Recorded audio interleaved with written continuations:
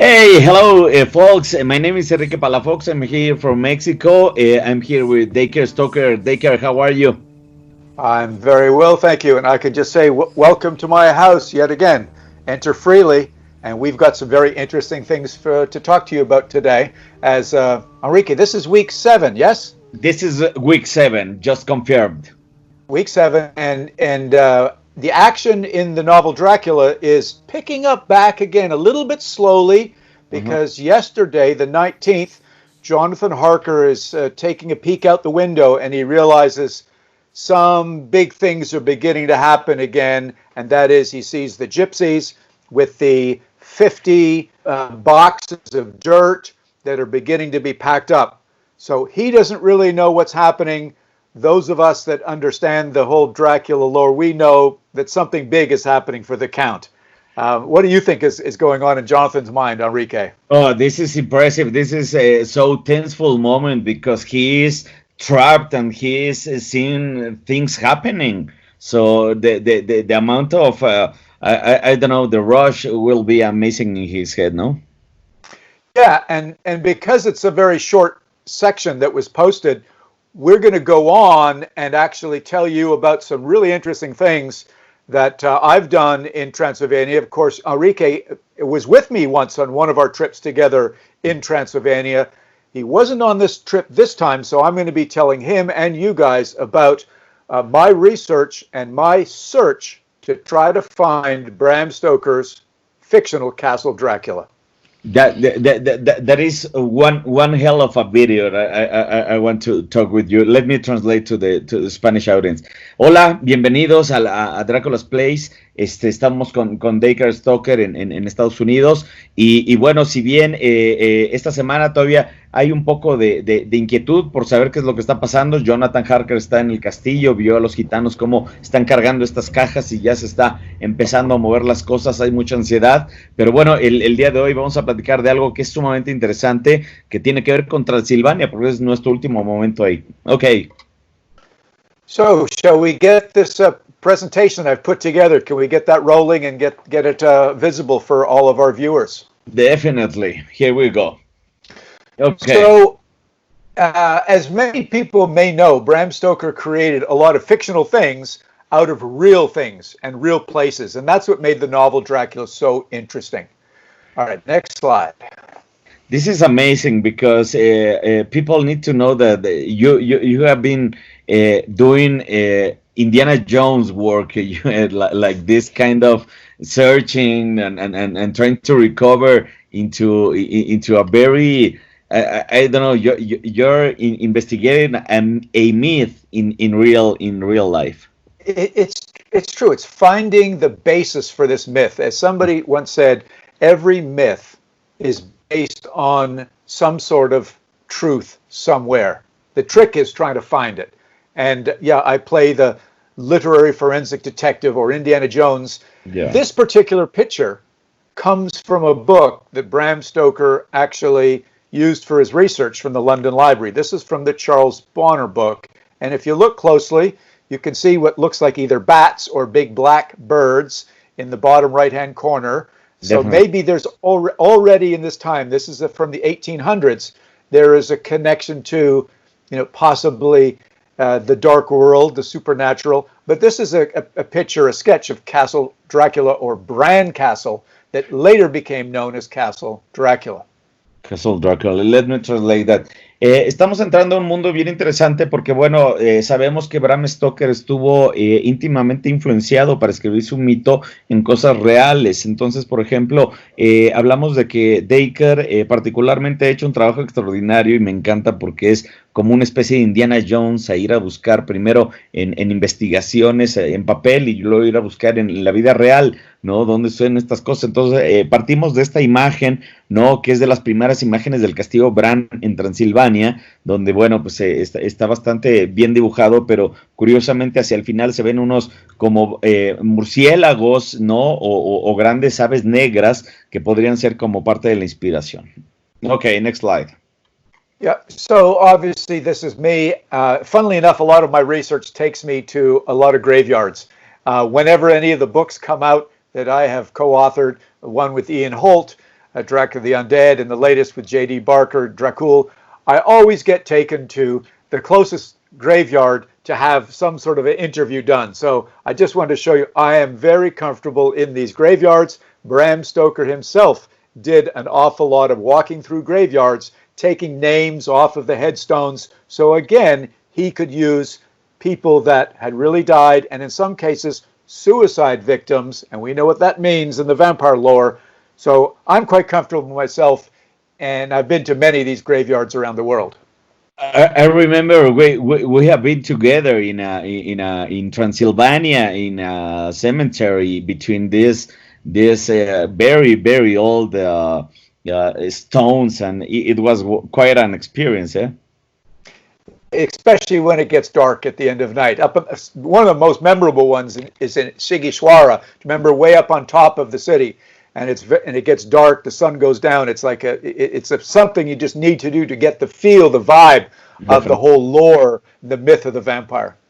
Bueno, Dacre ha estado también, bueno, pues en investigación de campo, y esta parte es increíble, y evidentemente a la hora de Drácula, pues ha llegado a cementerios reales, entonces, bueno, pues ha tenido que estar en cementerios reales investigando, haciendo esta investigación de campo, y en algún momento coincidimos en un viaje que estuvimos en Transilvania, estuvimos en un cementerio muy viejo, ¿no? Entre estas tumbas, y es impresionante cómo, bueno, pues se siente una vibra, pero bueno, nos sentimos cómodos estando en cementerios. Carry on. Oh man. Yeah, so this is one of the, I mean, every slide's important, but this one really gets my blood flowing, because this is one of the 4 maps that Bram Stoker looked at when he was plotting out his story. And you also see a small clipping from his notes for Dracula that live in the Rosenbach Museum.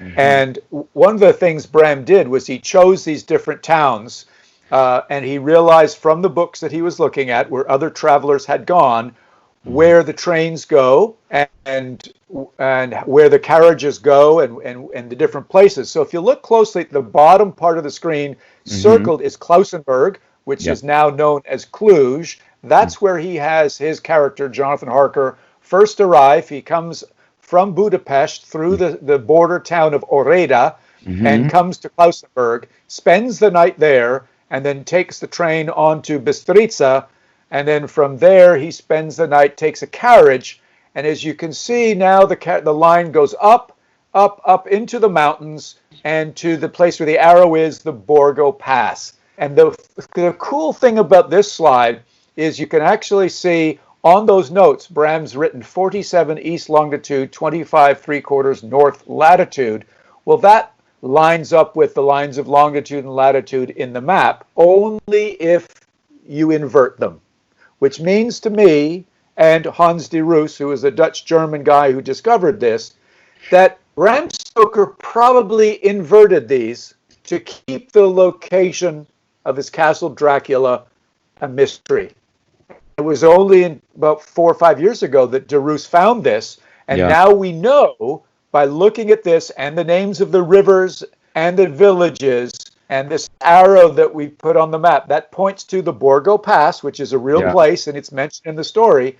And you see the dotted line go down, and it actually gets very close to this Kelemen Isvarar, which is the name of this mountain, Mount Isvarar. And I'll explain why this is important when we get to it. But what's happening here is Bram is trying to plot out the novel because he's looking for the place where the devil would live. And in those days, information that Bram got in the London Library and other people believed that volcanoes were the portal to the center of the earth, to hell, where the devil would live. And so he was looking for the perfect place, isolated up in the mountains, volcanic activity, and found it all right here in this northeastern portion of Transylvania, very near Bukovina, as you can see, and Moldavia, in this area of the Borgo Pass. This is such an information. I mean, it's such a level of detail, and in the novel, Jonathan Harker mentioned that it's very close to the border to Bukovina, and Bukovina it's very clear appointed in the map. So to have the Borgo Pass very located, it's what an amazing job. And just so our listeners understand before you translate, Mm-hmm. there was 3 other maps that he used as well. We're only illustrating with this one, Yeah. but we all remember, and when we get to chapter 26 and 27, at the end of the story, the band of heroes chasing the Count back to his castle, they come from a different direction. And we'll talk about that another day. Right now, we're just focusing on Jonathan Harker's travels to the castle, and then somehow, if he's able to escape, and where he goes from there. But right now, this is such texture, and Bram was very detail-oriented man. He wanted his story to appear real because it's based on these real places. And he understands how to book a train travel, because he managed all the tours of the London of the theater. Yeah, he was very comfortable and very usual with all the train travels, the schedules all over Europe. Of course, he'd never come here, but he was able to decipher. And even in his notes, he mentioned the exact distances the trains had to go, how long it would take. So he made it seem like somebody had bought the ticket. He had bought the ticket. Harker was using the ticket and got exactly to where he went on schedule. So it's lovely, and we've gone and played with these things. We'll see later some of these wonderful artifacts. We've gone and used them in our patterns in the Dracula store, so people can actually own some piece of history in certain products. We'll get to that a little bit later in our presentation. Okay, let me translate this. Esta parte es impresionante y nos tomamos un buen tiempo porque vale mucho la pena entrar a detalle. Lo que vemos aquí es uno de los mapas reales que utilizó Bram Stoker para precisamente encontrar el lugar preciso para la localización de su castillo Drácula. Entendemos que está el castillo Bran, que es el castillo que se conoce como el castillo Drácula, pero ese no es donde Bram Stoker puso la localización de su castillo. Como vemos aquí en el mapa, aquí vemos una línea que va subiendo, ¿no? Porque Bram precisamente detalló, como él era el gerente del Teatro Liceo y organizaba las giras, entonces sabía cómo detallar los mapas y sabía cómo se tenía que mover uno en tren y sabía cómo moverse. Entonces aquí podemos ver, bueno, pues cómo detallaba todo el viaje en tren desde Klausberg, ¿no? Que ahorita es Klaupoka, y de repente va subiendo hasta Bistrita, ¿no? Ahí inclusive tiene localizado el lugar preciso del Borgo Pass. Dice Dacre que esta es una investigación que llevó a cabo Hans de Rus, que es uno de los historiadores, y bueno, hay un nivel de detalle en esto que es impresionante. Ya lo vamos a regresar, pero si se fijan en las notas que están en el Museo Rosbach, están precisamente inclusive longitud, ¿no? Y latitud, ¿no? Lo que puso Bram Stoker a la hora de posicionar precisamente dónde tendría que estar su castillo. Ok. Next slide. Yep. So the next few pictures are just different maps that Bram had, and we're just focusing in on showing where this part of the country was. And again, if you look really closely, there's many cities. Like you think, oh, nobody ever heard about Transylvania. It was a very popular area. What was dominated this country, though, was the Carpathian Mountains that most people have heard of. And it was a very formidable mountain range, very much up and down. So it was very difficult to travel through there. You have to go by train where it's flat, and then horse and carriage or on foot up in the mountain areas. And this is one of the things that kept this country from being overrun from the mighty Ottoman Empire with all of their power, their horses, their carriages, their cannons. They had a very difficult time.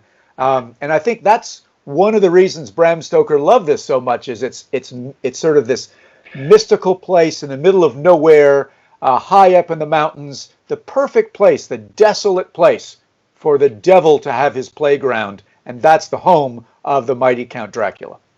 It's perfect. You just mentioned it. I cannot imagine another place in the entire world now with the technology that we have, and now that we can access all the mapping in Google. No, we can certify that it's one of the best and perfect places to put this location.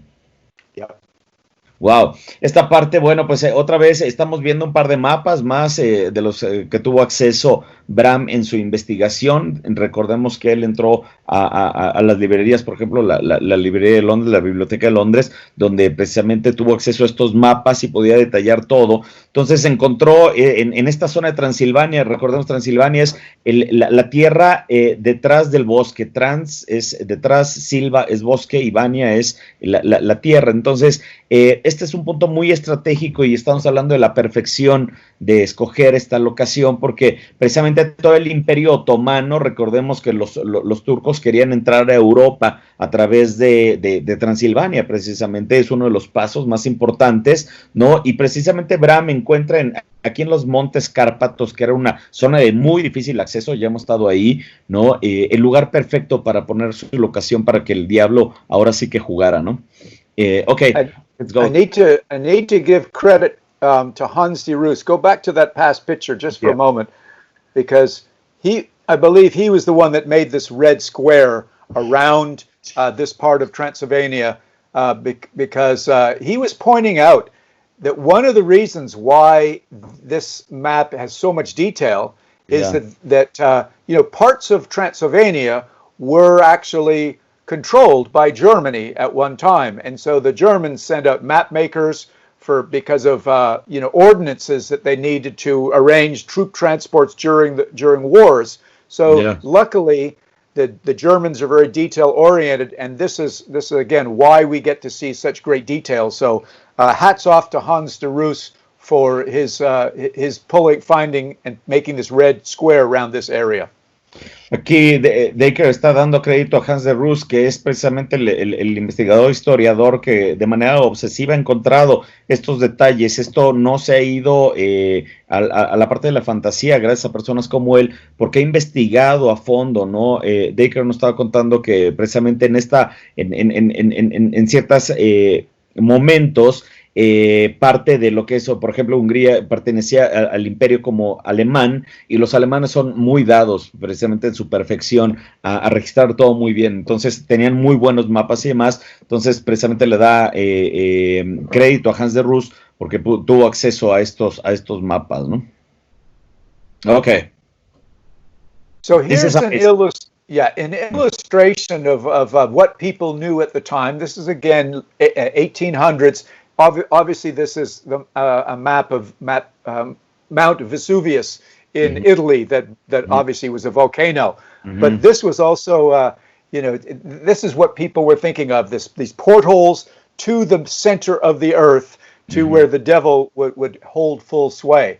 And this was one of the pictures in one of the books that Bram had access to I think it was either London Library or Marsh's Library.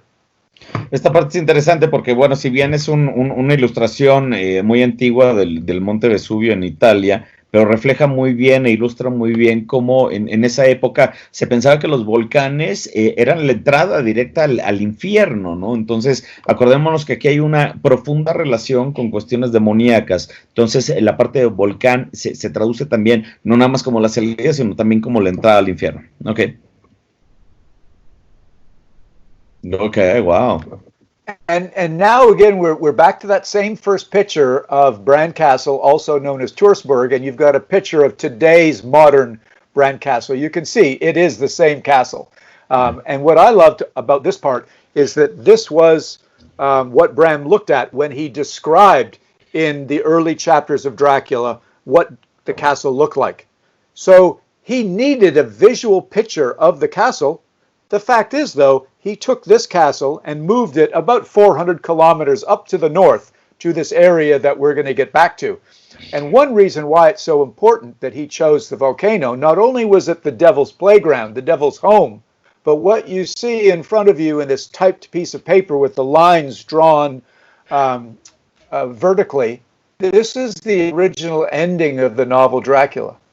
And Bram's original plan was to have, right after the knife is thrust into the Count Dracula's heart by Quincy Morris and the throat slit by Harker, he crumbles into dust, but also a massive volcanic eruption occurs.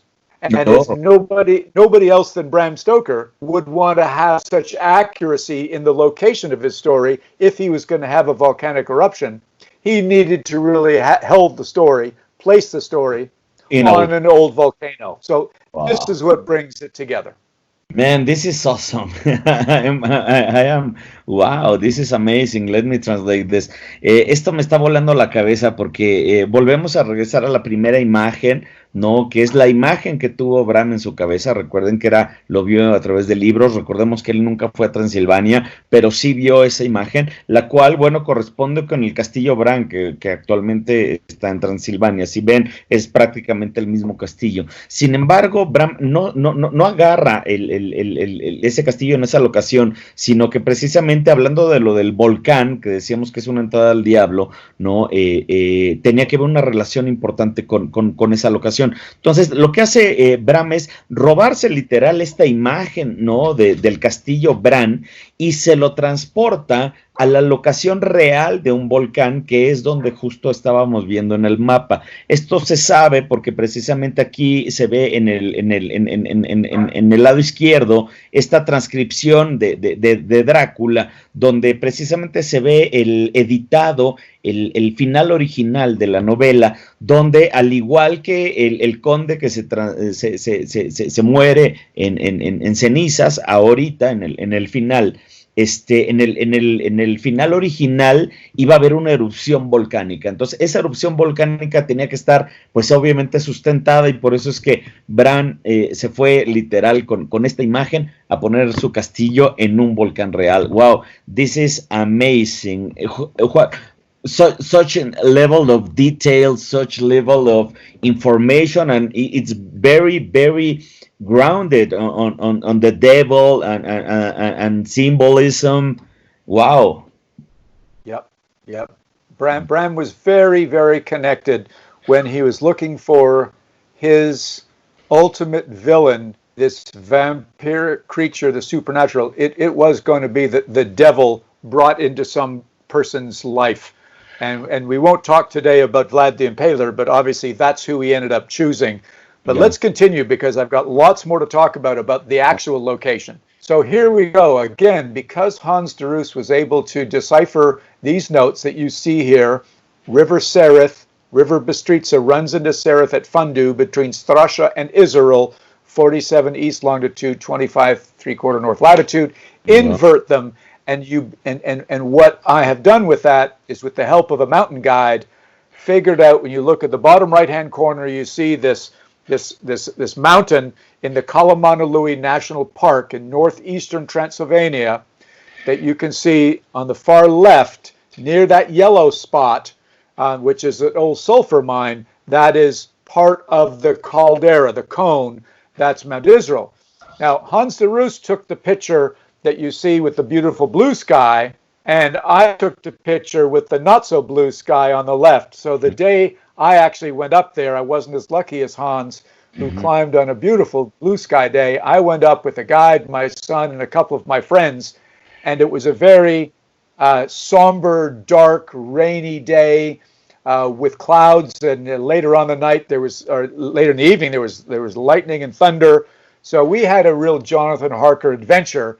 And I'll tell you more about that as the slides progress, because it was about 2.5 hours for us to hike up. Now, it wasn't mountain climbing with ropes, but it was still some fairly steep areas we had to go up in certain areas, which were all old forested land with lots of old tree spikes in the ground. So we had to watch where we were going, otherwise we could cut ourselves quite easily. What amazing experience. Let me translate this. Esto es impresionante. Aquí estamos viendo varias imágenes que reflejan la llegada a la locación real que Hans de Roos descifró a partir de esta nota de Bram Stoker, si se alcanzan a leer, y dice Río Sereta, Río Bistrita, ¿no? Y ahí está diciendo precisamente la locación, la longitud y la latitud, ¿no? De dónde tenía que ser. Y ese lugar ya lo encontró, la foto grande que vemos con el cielo azul, es la primera vez que llegó Hans de Roos para allá, y luego la foto que está con neblina, que además es más propia para Transilvania, pues es la foto de Dacre, que hizo ese viaje con su hijo y bueno, varios investigadores, y que tuvieron que escalar literal esta montaña para llegar al punto real. Y aquí vemos un inserto de una imagen donde vemos precisamente el volcán, ¿no? Que inclusive tiene una mina de azufre, que vamos a hablar de ella ahorita en un momento. Wow. So this is the group of folks that we went up the mountain with. That's a funny story because my son is the one with the baseball cap on and has the beard. He came over to Transylvania to help with me one of my tours. And the guy standing behind him with the big beard and holding the stick, that is Alex, who's our mountain guide. One of the jobs Alex has had, which came in very handy here, is that he was a high mountain weather station guy that lives up on the top of the mountain and reports on the weather for the people down below. So it was very helpful that he has this experience in the mountains. The other two guys with the blue ponchos on are friends of Radu Apre, who is the guy with the stick leaning forward. Radu is from Galati, and he's a good friend of mine. He's an entrepreneur, and he's doing all sorts of interesting Dracula-related things in Romania. One of them is building a small village of rental homes very near Brand Castle. He also runs an exchange for international business people. And these two guys, the Chinese guy and the other guy with the hat on, American guy, they came over from Pepperdine University, where Radu was educated in the U.S., to learn about international business relations. So this was our Jonathan Harker and our people in the carriage, as we say, who were embarking on hiking up the mountain. And at this stage, you see, we're standing on a pretty steep hill, and it's still cloudy way up. We're about halfway up at this stage. So we're still pretty happy and pretty excited to see, a Jesus Christ on the cross, which is like, oh, good, here's our Savior as we're going up into the dark area, into the mist. Our spirits were still pretty good at that stage, but we knew we had the faith of the good Lord on our side as we were going up into the middle of nowhere. In some ways, you have Count Dracula in the same photograph because of the fog coming lurking to you. We felt that way, that we were going into his territory. There's the fog. We're moving into it. We had no choice.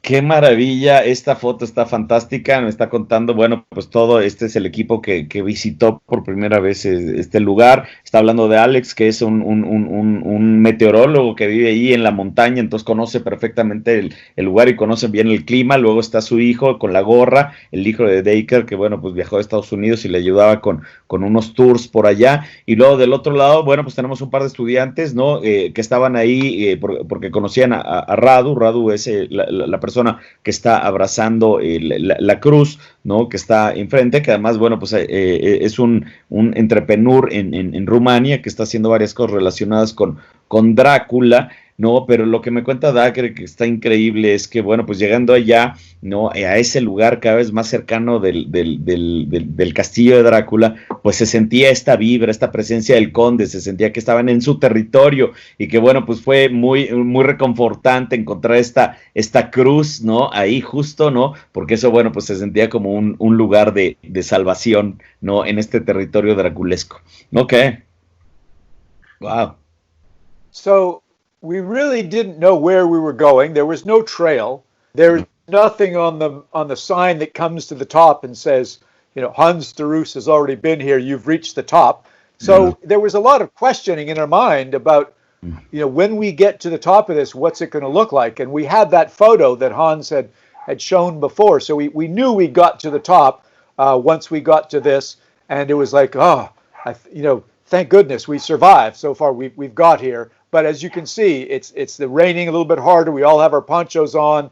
We're needing to take care of our bodies because our big concern was we need to make some notations where we are, but we need to get back down again. It took us about 2.5 hours to go up this very steep area, and I was quite concerned about going down a steep area. That's always more dangerous, especially since there's lots of these spikes where the small trees were cut off. And I realized that if somebody was going to get injured going down, that would really be very difficult to rescue them if it was dangerous, because it would only be us. There was nobody else around. This was the middle of nowhere.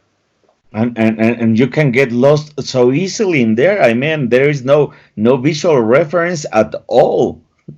All we had was a compass. The cell phone GPS wasn't working. Obviously, we had a compass and we had a map, and we just had our sense of direction. But when the fog came in, just like the Demeter, the ship's captain has no idea where they're going when the fog just covers everybody and just takes you where the fog wants you to go.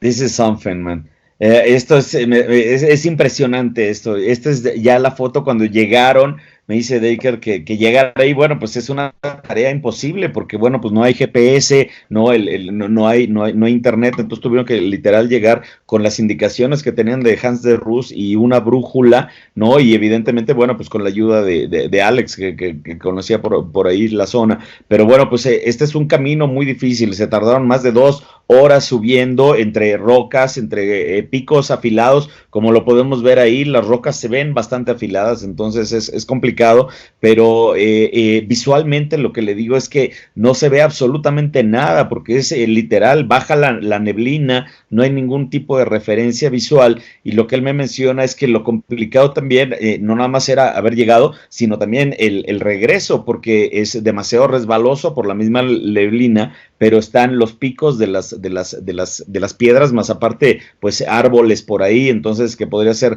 de muy difícil acceso. Okay. Wow. So I realized before we went up, I needed to bring something like a small container and put some notes in 4 different languages, German, Romanian, Italian, and English, I think I put in there. And it was, you have reached the top of Mount Israel where Bram Stoker set his story, and my son and I then signed it and gave our email addresses, and we put it in here, and we put it underneath these rocks, so hid it in a certain place. And it's right next to this one big sign right behind my son that is at least a marker that shows that you're on this top of this mountain. So that's our, what we say, our Stoker marker, and we're proud of it. But nobody, to my understanding, has ever found it, because nobody has emailed us and says that they found our special cache. What a moment! It feels like an Amelia Earhart adventure or something, you know, very in the mysterious of the history. What an amazing experience you had. Let me translate this. Esta es la foto donde ya por fin llegan y encuentran el camino, y ahí vemos a Dacre y a su hijo con mensajes en alemán, en italiano, en inglés y en rumano, evidentemente, donde dice que, bueno, ya encontraste el lugar donde Bram Stoker puso ficticio su castillo. Entonces, este momento, bueno, pues es histórico, porque le decía yo, le hago un poco la broma, ¿no? Parece como cuando de exploradores llegaban al Polo Norte, o Amelia Earhart hacía sus exploraciones también. Bueno, pues este es un cachito de historia relacionado con Drácula. What an amazing moment, Dacre. Wow. And then the next amazing moment, this is actually a portion of the Stoker coat of arms.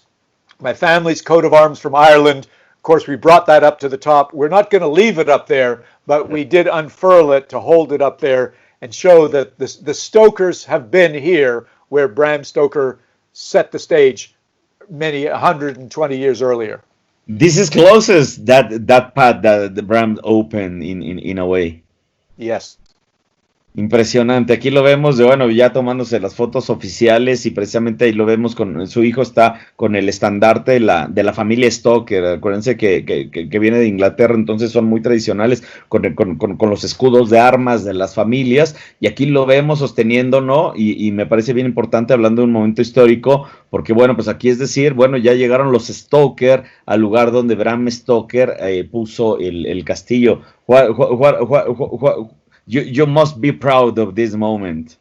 Absolutely. It was a big accomplishment. Now, at this point, I'm very proud, very happy. Things are about to get worse very quickly. Ok, le estaba diciendo que bueno, pues qué orgullo, ¿no? Estar ahí como familiar, bueno, por representar, pero dice que hasta ahí todo bien, pero el problema venía después. Ok. So, in between that last picture and this picture where you see us now inside this weather station, there was about 6 hours of suffering. Wow. Translate that just now.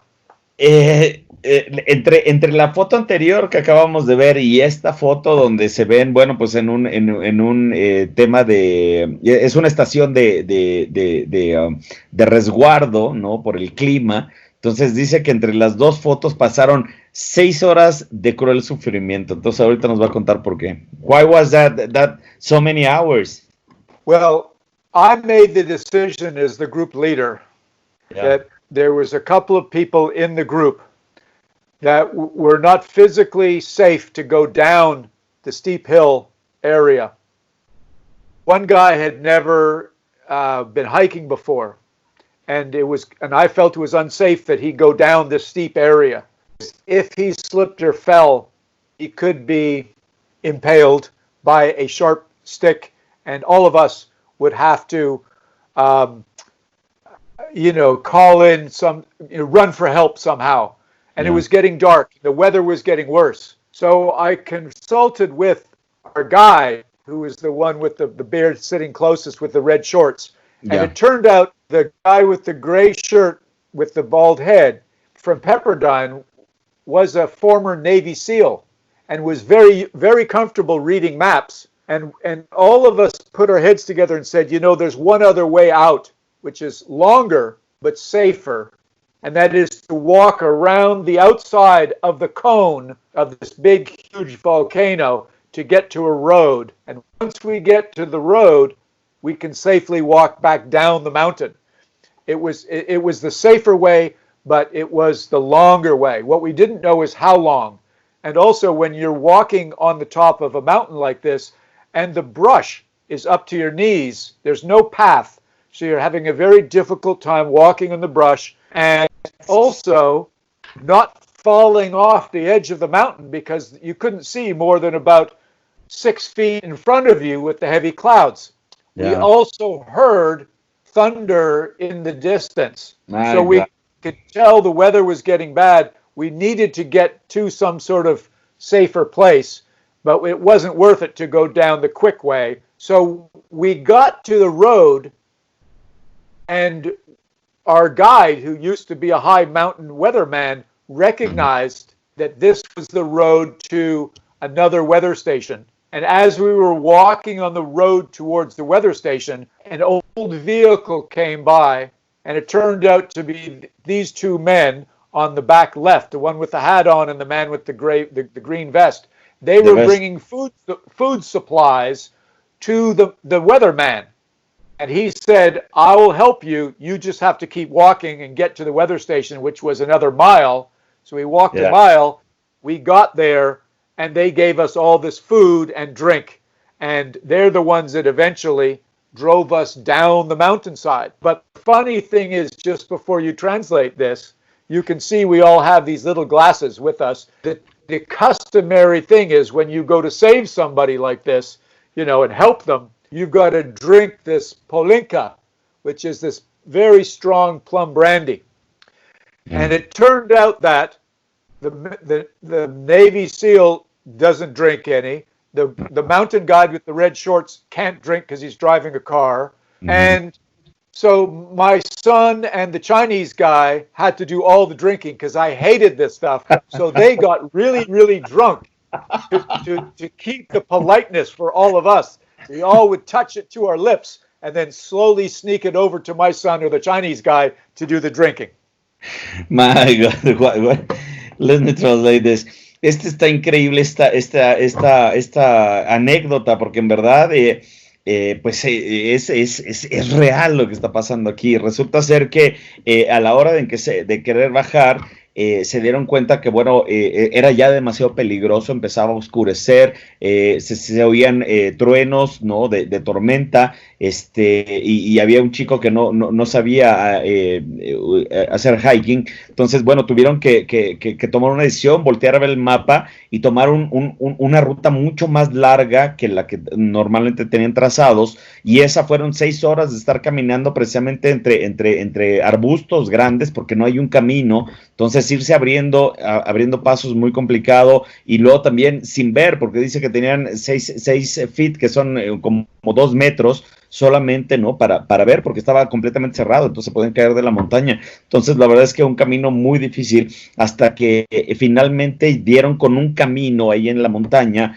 que el cual Alex, el guía, reconoció y dijo: yo ya conozco por aquí, y los llevó precisamente a ese lugar, que es un refugio, y justo venían estas personas que están hacia el fondo a la izquierda, que le iban a llevar comida a él. Entonces fue una buena coincidencia, porque bueno, pues los terminaron ayudando. El chico de hasta adelante es un Navy SEAL o ex-Marine, I'm sorry. He was an ex-Navy SEAL. Navy SEAL, very tough guy. So, el chico de adelante, bueno, pues es un ex Navy SEAL, que bueno, pues evidentemente son Special Forces, de las Fuerzas Especiales de Estados Unidos, y bueno, pues gracias a que él sabía leer los mapas fue que pudieron encontrar esa ayuda. Pero bueno, finalmente hay una tradición ahí en Rumania donde tienen que brindar cada vez que ayudan a alguien que esté perdido. Bueno, pues tienen que brindar con este brandy de ciruelas, y que bueno, pues como nadie tomaba y unos tenían responsabilidad, bueno, pues su hijo y el amigo que estaba ahí, pues se lo tuvieron que tomar todo, y que terminaron muy mal de borrachos. Ok. Wow. So, one of the questions I asked when we were up on top of the mountain of the 2 men that were sitting at the table that came to our rescue and gave us the food and drink and then drove us down, all squeezed into their little truck, was I said, I've heard there's a sulfur mine here, and I heard maybe that this was the beginning of a myth. This was the truth behind the myth of the blue flame. And I explained a little bit about Dracula, and they got very excited. First of all, because they realized who I was, my lineage to Bram Stoker and Dracula, but mostly they thought that they understood where this myth came from. Wow. Because one of them, the guy in the green vest, was the head of security, used to be, of the whole national park. And the other man used to actually work in the sulfur mine. And he knew all about how sulfur would burn when there's a lightning strike, a forest fire. The sulfur would burn around the forest, blue flames. So change to the next slide and you can translate there. But we actually got to see where some of the blue flames came from. Esto es increíble, porque bueno, hablando de coincidencias con estos personas que ahora sí que los rescataron en su camino, uno de ellos trabaja como ahora sí que guardia nacional del parque, ¿no? Y el otro trabajaba en las minas de azufre. Recordemos que había una mina de azufre por ahí, y justo cuando se enteraron que Dacre, bueno, pues estaba relacionado con Bram Stoker y el lineaje que tiene con Drácula, se emocionaron muchísimo, porque bueno, les preguntó Dacre acerca del mito de las llamas azules. Recordemos cuando llega Jonathan Harker al castillo, ¿no? Y que van en la carroza, ya con el conde manejando. Perdón. Recordemos que se encuentran llamas azules en el camino, y esas llamas azules marcaban lo que después el conde explicaría que es donde enterraban los tesoros. Entonces sí tiene una conexión real, y precisamente aquí Dacre se emociona mucho porque el chico este de la mina le explica que esas llamas sí tienen sentido, porque precisamente las minas de azufre estaban abajo y generan vapores. Entonces cuando cae un rayo, entonces se genera un incendio forestal, pues ahí precisamente los gases de azufre se incendian. Ok.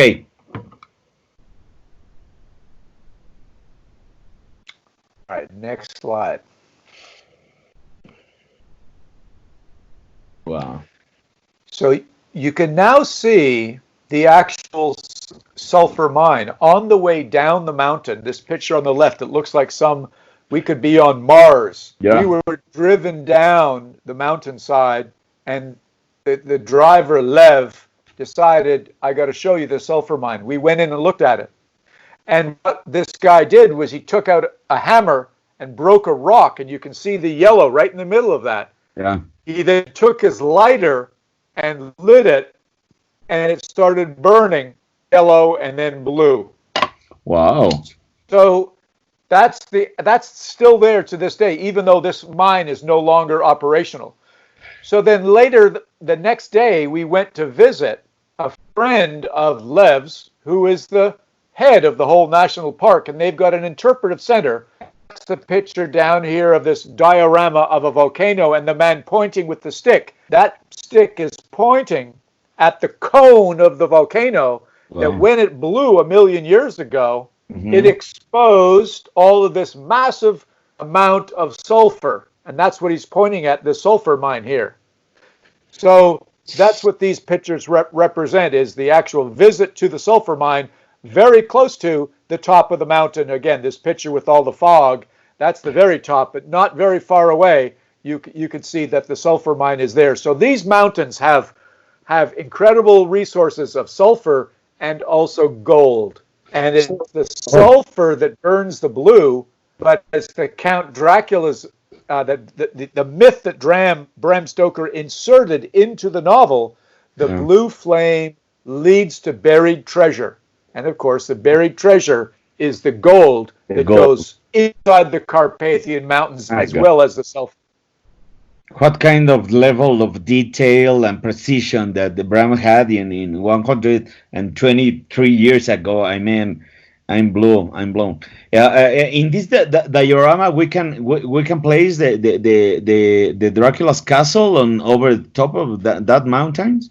Yeah, I have other pictures of it that I can actually show where exactly it is. Yes. Ok, rápidamente, estas son fotos de las minas de azufre, y aquí es donde todo hace sentido, y es impresionante el nivel de detalle que utilizó Bram para hacer su recreación, porque la foto de la izquierda los vemos a ellos en la mina de azufre, de las cuales ya comentábamos. Luego la foto de la derecha es un diorama precisamente de las montañas, y como vemos un volcán que reventó hace, dice 1 millón de años, entonces es una locura lo que reventó, y ahí se queda la mina de azufre, precisamente en la boca del volcán, el mismo que en la piedra esa que vemos se le pegó con un martillo y se abre la parte amarilla. Ese amarillo es el azufre, entonces le prendieron fuego y literal se genera esta llama azul. Entonces, bueno, pues esto nos vuela la cabeza, porque literalmente Bram Stoker está agarrando cosas reales que sucedieron en esa locación para reutilizarlas y meterlas en su mito. Okay, so we're down now at the bottom. We've got off the mountain. We've visited the sulfur mine, and we're very happy to be back at where our cars are parked. So you see some very happy, very tired guys who need to go back to our bed and breakfast, because what we didn't understand at this point was that the lady who was in charge of the bed and breakfast, who thought we were going to be home about 5 hours ago, was beginning to get very worried and was about to call the search and rescue people, because there was no cell phone connection here. We couldn't call and tell them. So luckily we got home at about 7, 8 o'clock at night and told her it's okay. We had a big adventure story to tell her, but luckily she didn't have to call in the rescue forces. Wow, esta foto ya es al final del día, ¿no? Ya muy contentos después de haber bajado. Me está contando que la señora que administraba el bed and breakfast, el hotel donde se estaban quedando, estaba sumamente preocupada porque como no hay señal de teléfono ni había manera de localizarlos, pues ya iban muy tarde. Entonces iban 5 horas tarde, pero bueno, finalmente ellos llegaron con bien allá. What an experience. So it gets better because our friend Lev, the man who drove us down there, he said, you must come back the next day to my bed and breakfast, a different one than we were staying. Yeah. And it turns out that he, and that's the man right in the middle with this standing next to my son, he has a beautiful bed and breakfast, and it's very close to where we were.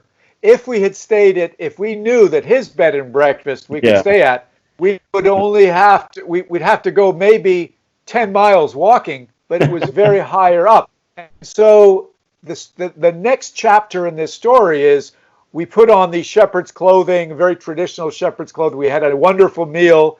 He tried to get us to drink lots more palinka.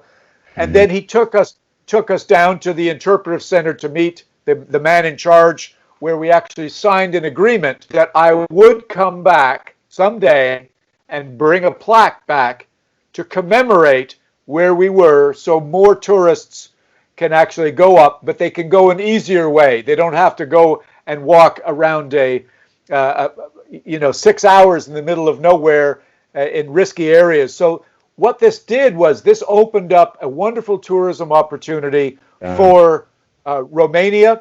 It continues the sort of legacy of Bram Stoker opening up the eyes of the world to the merits of Transylvania and where Dracula the story was placed. And it attracted national attention when we went back a whole year later, which was fantastic. But this was the day we were leaving. And the funny thing was we knew we had to start driving because we had a plane to catch. And he kept trying to get us to drink more and more and more. But he didn't want us to leave. We were almost captive, like in the Castle Dracula, almost captive. I will definitely sign in for the next tour you're applying into those mountains. Esto es impresionante. Esto, bueno, me está contando de la parte mejor, es que después de todas estas aventuras que tuvieron, al día siguiente fueron a este otro hotel que era manejado por el chico que los ayudó, y resulta ser que estaba mucho más cerca y esto abre unas posibilidades increíbles porque es la ruta fácil digamos a la zona del castillo sin tener que hacer todo el relajo que habían hecho anteriormente. Entonces ahora hay un bed and breakfast que se ve hermoso, que está sumamente confortable, ¿no? Entonces, bueno, pues además que está sumamente cerca, creo que está a unas millas, entonces dice que ya hay oportunidad de visitarlo de manera, como turista, ¿no? Y eso abre una posibilidad impresionante para todos nosotros para poder ir a los lugares donde Bram puso este castillo, ¿no? Wow. Now here you see again some pictures of the important people. That's me and Radu and Lev, as well as the guy in the middle standing next to me. This is the head of the national park. So we've signed our agreement to create a tourist trail and for me to come back and bring a plaque. They were going to create the trail if I brought back the plaque, and Radu, my friend, was the one to help make this happen. And you can see we're here with this film crew down below taking some pictures and lighting. The man in the gray shirt, he's actually pointing right at where the area is that's depicted in the notes. Now, he's not pointing at the top of a mountain because the lines of 47 and 25, when inverted, are not the top of Mount Israel, but it's the area where the major battle between the gypsies and the band of heroes to protect Count Dracula actually happened. So it's very close to the castle. The castle's up on the top, but this area that Bram noticed or showed in his notes was down a little bit below. And you'll see some pictures, because after this picture, I come back a year later and you'll see what the whole area looks like. Wow. Bueno, pues estas ya son las fotos de todo lo que desató esta visita porque bueno, pues evidentemente llamó mucho la atención de los medios, ¿no? Y el gobierno romano también está interesado, entonces ya se hizo un acuerdo donde, bueno, pues hay una promesa de que Dacre va a regresar con una placa, ¿no? Y eso va a ayudar a que el gobierno ayude a trazar pues caminos para que sea mucho más accesible. Entonces estamos viendo la locación real, ¿no? Donde precisamente los gitanos y los héroes tienen esta última batalla, ¿no? Ya llegando al castillo, estas son las imágenes y estamos viendo en este diorama precisamente dónde estaría puesto esta zona, donde un poco más arriba quedaría localizado el castillo de Drácula. Wow. Again, now you have a close-up view of the sulfur mine, and just a little bit this side of the sulfur mine is where the lines of longitude and latitude 47 and 25 line up. But that's the sulfur mine where the beginning of the myth. But you can see this is one big volcano, an old volcano, and that's the center of it, and that's the portal to the devil. Wow. Aquí ya en un acercamiento al diorama podemos ver toda la totalidad del volcán. Si lo alcanzan a ver, se ve casi toda la circunferencia. Es un volcán inmensamente grande y donde están apuntando con el palo, literal, es donde están las minas de azufre, que es donde todo esto sucede, ¿no?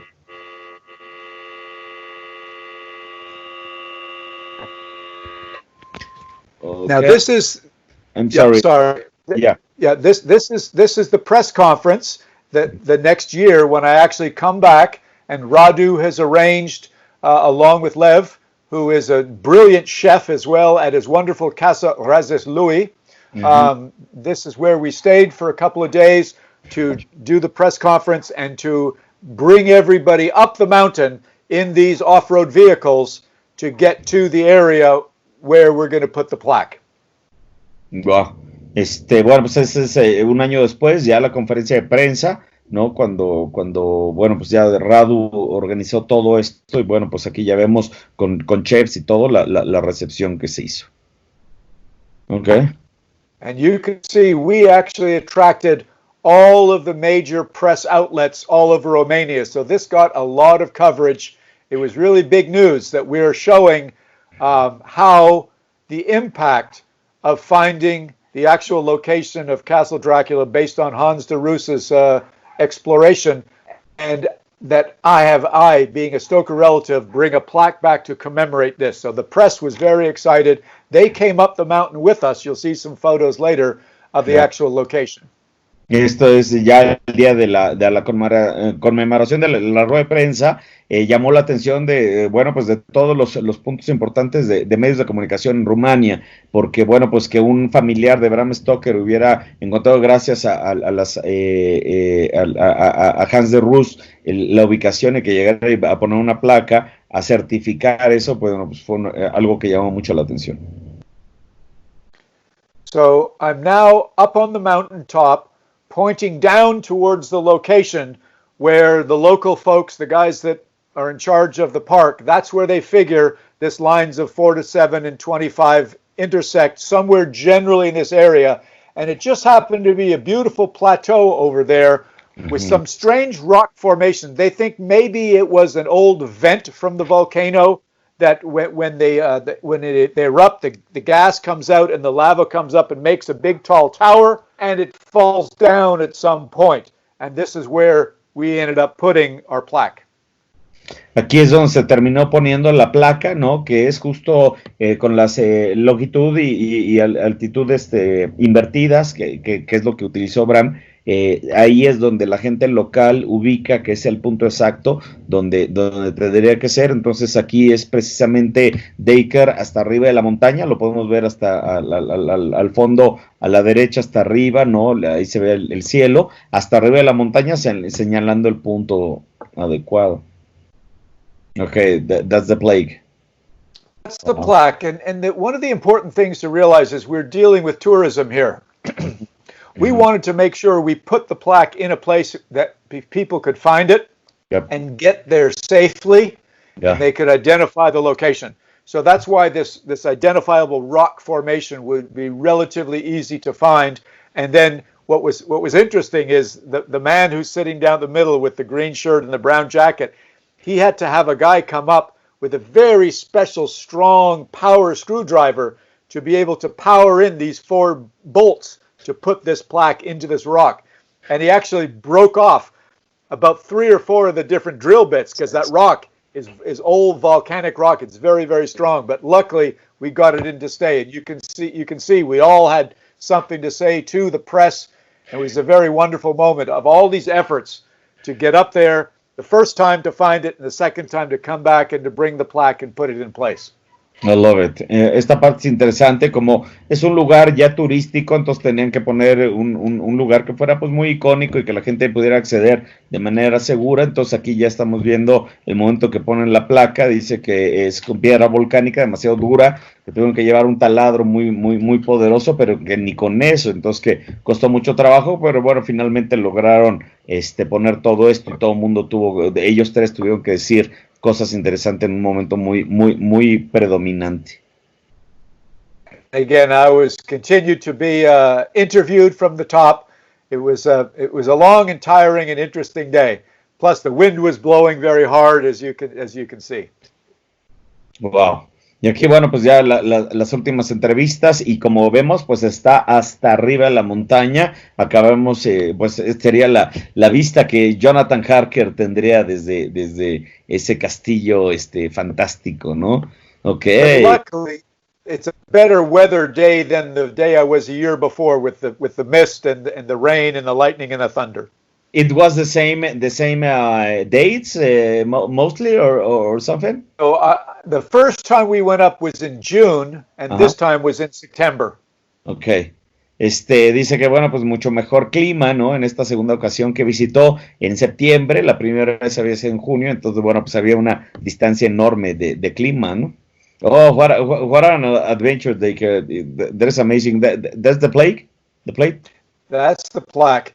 And you can see it's in English and also Romanian. And we mentioned we have a picture of Bram and also a picture of the first United States edition of Dracula that actually has a picture of the fictional castle. Obviously, it's not in the right place, but it's just a book cover. But it does depict that this was an important element of the remoteness of this castle.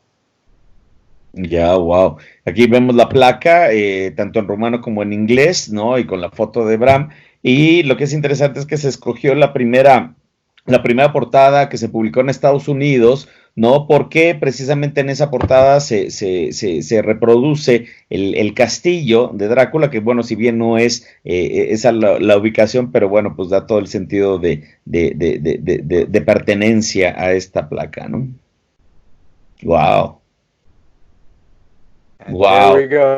That's what future tourists will find if you know once the trail has been designated. I am not sure because I haven't been back for a while if the national park has done their piece. I've done my piece, which is get the plaque there and arrange for its funding. Their job was to designate a trail that's easy to find, markers along the way that people could actually get there and recognize the contribution that Bram Stoker made to Transylvania tourism all over Romania.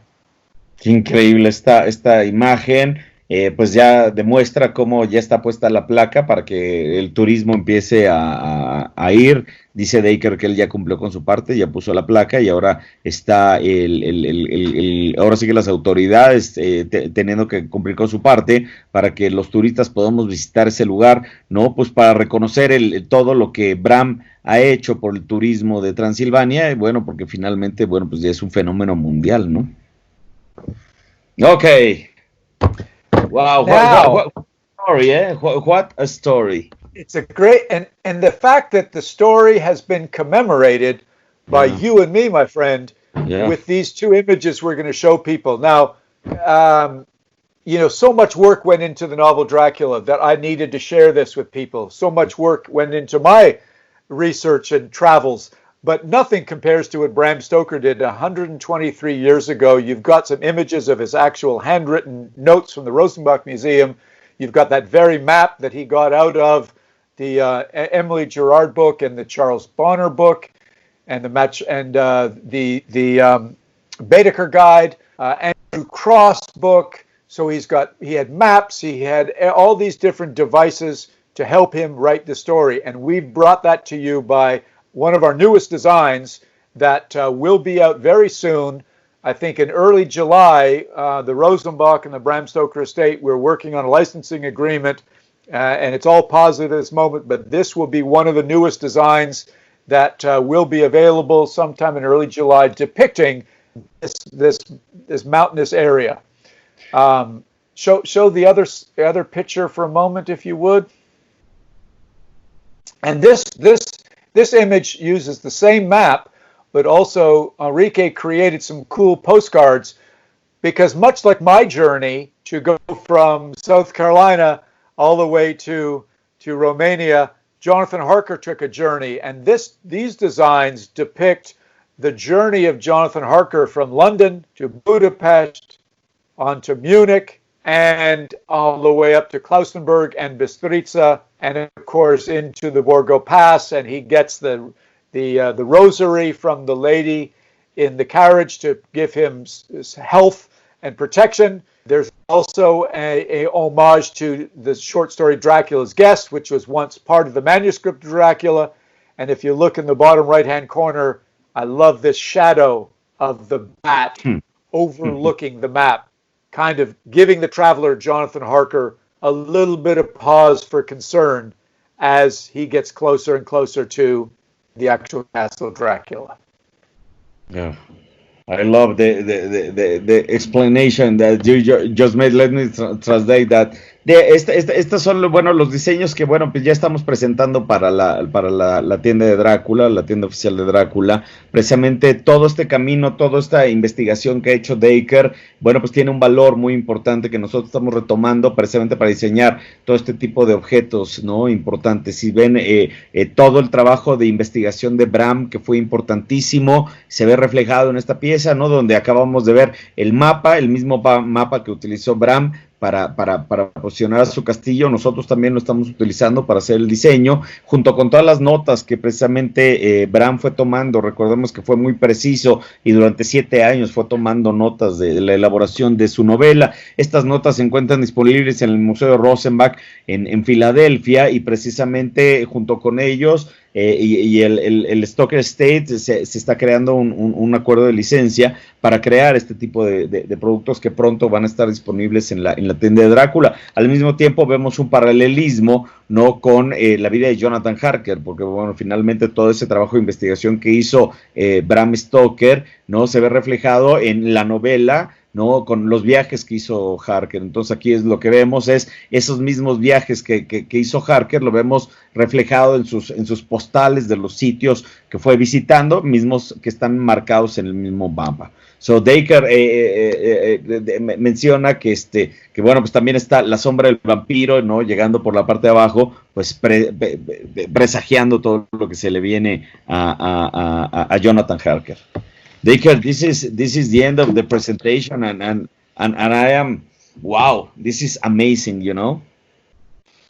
We've been at it an hour, and I think I could talk for many more hours. All I can say is this, to end this with: once the pandemic lifts its horrible cloud over the world and travel becomes something people can do and enjoy safely, I will be going back, and I would be very much. It would be enjoyable to bring back other people who are enthusiastic, Enrique, like you are. Maybe you can come back again with me, and we can bring back other people, and we can continue this journey and go up into this mountain area. I would love nothing better, and same with the fellow Lev that runs Casa Rajas Louis. He said, I would love to have a bonfire up here and create a wonderful meal and have a celebration at nighttime and give people good food, as Jonathan Harker did when the Count welcomed him into his castle. So that's my closing thought. Thank you all for listening. We'll be back next week for more chapters of Dracula. Qué impresionante, eso ha sido un gran video. Llevamos 1 hora aquí platicando y nos podríamos llevar mucho más, ¿no? Porque está increíble. Dacre, bueno, pues tienen una promesa, y dice que ahora que el mundo regrese a la normalidad, ahora que acabe el tema de la pandemia y podemos regresar a viajar, bueno, pues está ahí un regreso a Transilvania, el regreso a ese lugar, y bueno, pues están abiertas las puertas, hay una invitación para todo el que quiera acompañarlo, y yo ya me estoy sumando a ese viaje, evidentemente, porque bueno, pues yo estoy babeando con esta charla. Entonces hasta aquí le vamos a dejar, ¿no? Fue una hora increíble, y la semana que entra ya regresaremos con Drácula y todo lo que sucede. Dacre. Okay, guys. Bye. Thank you so much. Hasta pronto. Muchas gracias por el video. Que estén bien. Chao.